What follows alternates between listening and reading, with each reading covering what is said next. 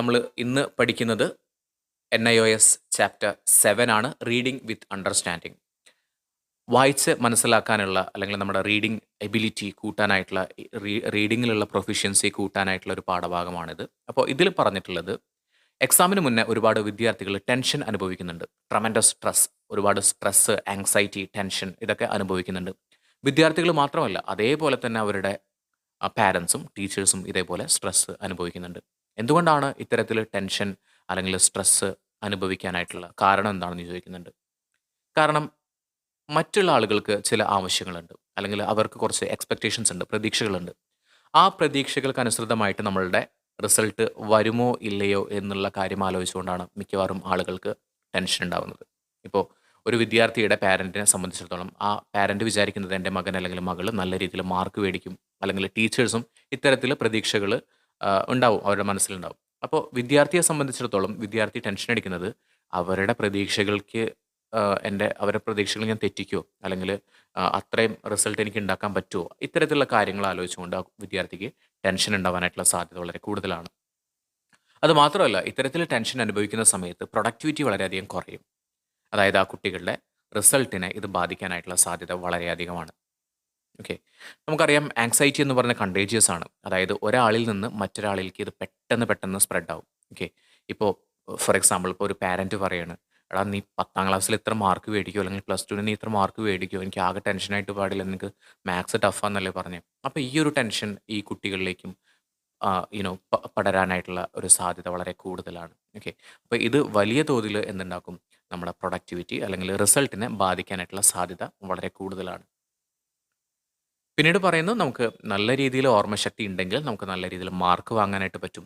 അപ്പോൾ നല്ല രീതിയിൽ ബ്രെയിൻ വർക്ക് ചെയ്യണമെങ്കിൽ തീർച്ചയായിട്ടും നല്ല രീതിയിൽ അവിടെ ഗ്ലൂക്കോസ് എത്തണം.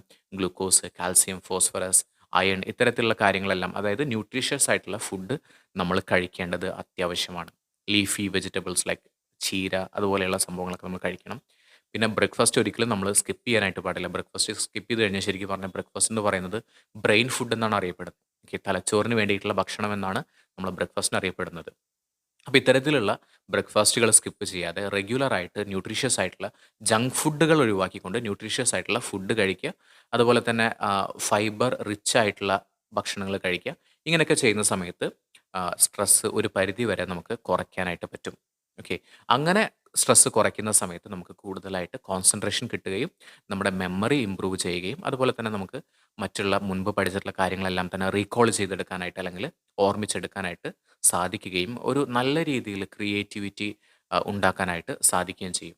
ഓക്കെ, അപ്പോൾ ഡയറ്റ് വളരെയധികം ഇമ്പോർട്ടൻസ് ഉണ്ടെന്ന് മനസ്സിലാക്കി വയ്ക്കുക. പിന്നെ ഇപ്പോൾ നമുക്ക് മുൻപൊക്കെ ആണെങ്കിൽ പറയാൻ പറ്റും TV ഒരു പരിധി വരെ കുട്ടികളുടെ പ്രൊഡക്ടിവിറ്റി അല്ലെങ്കിൽ ക്രിയേറ്റിവിറ്റീനൊക്കെ കുറയ്ക്കുന്നുണ്ട് എന്ന് പറയാൻ പറ്റും. പക്ഷേ ഇപ്പോൾ നമുക്ക് സോഷ്യൽ മീഡിയ ആണ്. പക്ഷെ നമ്മുടെ ടെക്സ്റ്റ് ബുക്കിൽ കൊടുത്തിട്ടുള്ളത് TVയുടെ കാര്യമാണ് കൊടുത്തിട്ടുള്ളത്.